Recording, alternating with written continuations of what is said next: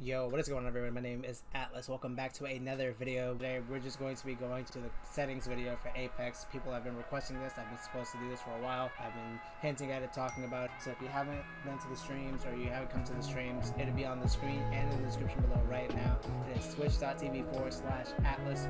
I stream every day about 2, 3, 4 hours at a time playing Apex or Apex Rank. Mostly ranked at this current time as I want to hit Diamond, Masters, and Pred eventually. With that being said, let's get right into it. Alright, so I'm in the firing range and we're just gonna go through my settings briefly, in order of whatever the tabs may be. Starting from gameplay, I do use the compact interact style just because I know what's here. I know everything about the game that I've been playing it for too long to not know what I'm looking at. I don't leave button hits on, there's no point.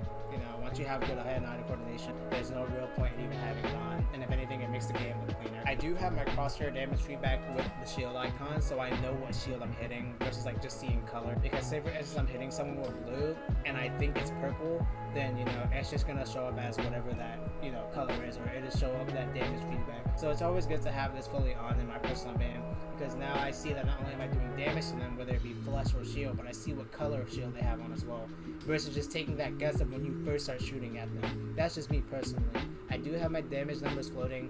Now the reason being, I'll show you here, the reason I have the damage numbers floating and stacking is because not only do I get to see how much damage I did at that time, but I can also see how much damage I'm doing over time. So say for instance, right, I hit them for 1, it's 12, and then it floats up. So I still have time to see exactly what amount of damage I did, especially if you take a break in between firing a song, which does happen in most fights. Not because you choose to, but because they go around the corner and you can't hit them anymore. If I hit this person for 147, not only do I get to see how much damage that the gun was doing itself, so each bullet was hitting for 12, but also at the same time, I get to see that they got hit for 147. So the number of damage floating and stacking just works in my favor, because then I can see how much damage I did at one time, or in separate times, depending on how long that fight goes. I have my obituaries on, which is basically just a kill feed, how they died, when they died, and stuff like that. I have my minimap rotation on, and in a lot of my gameplay, you'll see that I like seeing where ring is going to end. Also makes it a little easier to read the map in terms of if I'm facing this way, the circle's behind me. If I turn around, it's not going to show me facing the circle if I have ring rotation off.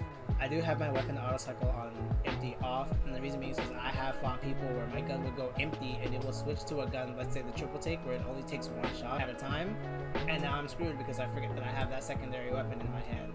So now that weapon not only just threw off my own flow, but it completely came out of nowhere. I personally feel like it's just best to have it off. I do have auto sprint on because I just don't feel like hitting the button. I'm lazy. I don't know what to tell you. That's just all it is. I don't have double tap on. There's just no point. I'm already auto sprinting.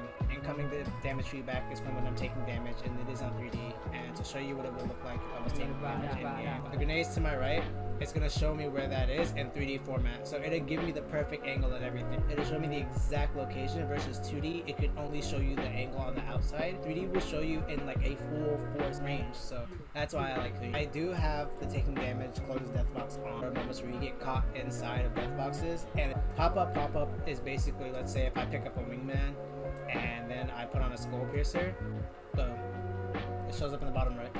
Performance display, which is something they recently added in the last couple of updates, is perfect because you can see how fast your internet's going, how it's receiving, you can see how good your internet's holding with latency, you can see how many frames you're getting a second, which is really good. Really nice to see. I do have Deuteranopia colorblind mode on. I personally like Tritanopia and Deuteranopia, but I've been liking Deuteranopia more, mostly because the reticle for red dot sights look a little bit, kind of like a peachy color, like a rose gold. And I like that idea of like a rose gold color like this. I'm not actually colorblind. My button layout, I do have custom control. So my L1 and my R1 is how I aim down and shoot. My L2 and my R2 is tactical ability and ping wheels. It crouches with R3, and the reason being is because you can crouch spam way better with R3, and you can still have that movement. Okay, so while I was editing this video, I forgot to mention that R3 is a lot easier for B-hopping as well if you're trying to be a B-hopper. Tap to use and reload makes it easier to pick things up. It also makes it easier to reload weapons in case of let's say I'm at a door and I have to reload a weapon. All I have to do is just turn away and hit square. So it makes it far easier to do certain things in certain situations, and I personally feel that tap to interact and reload will change your gameplay entirely. I think that's something I would highly recommend if anybody should get into it. Now they recently added this today because a lot of people who have heirlooms on controller couldn't spin their heirlooms like you could on PC where you have a free button to do it. Now we can do it again. My menu cursor speed is all the way up, and this also goes for when you're moving through boxes and when you're going through your menu. I personally like it up because I can snag shields way fast. Right here for the movement and aim, as you can see, it says my AOC is enabled and it's grayed out. At the very bottom, it's cut off right now. You can't see it, but at the very bottom, there's this thing called advanced look controls, which a lot of people who are on controller, like higher level people or people who play in pro, stuff like that, they do use it. The reason they use this is because they have full control over their right thumbstick, which is kind of like in response to a mouse. You can literally ramp up your settings to a point where it's a lot higher than the normal base settings.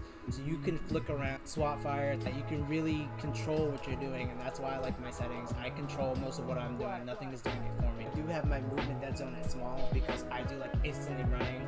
Large, it kind of, you have to do that extra push, whereas with small, all I have to do is inch forward and I'm already running essentially. My dead zone is at 9%, and the dead zone is this blue ring right here on the right thumbstick, how small or how little room you have to start activating certain things. Because when your dead zone is all the way up, that inner ring right there, that's how far you have to push before you can actually start your movement. Threshold is that max ring distance, so basically the edge of where your analog stick is. The response curve is specifically for a high or low response rate, so the lower the value, the lower the number, the faster the response. The higher the number or higher the value, the slower the response. And the per optic settings is off. I like it the same for all of this.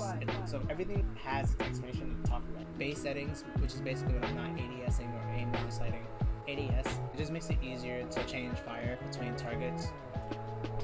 I don't use aim assist, but turn that off, you have to go into ALC and turn your target composition off, which is at the very bottom. My field of view is at 110. I have minimal sprint view shake. My brightness is all the way down because my Elgato, and my audio, pretty much everything I use. The settings video, I do play in Japanese lettering. For this video specifically, turned it into English so people can understand what I was looking at. This is what I use. So that being said, I will catch you in the next video.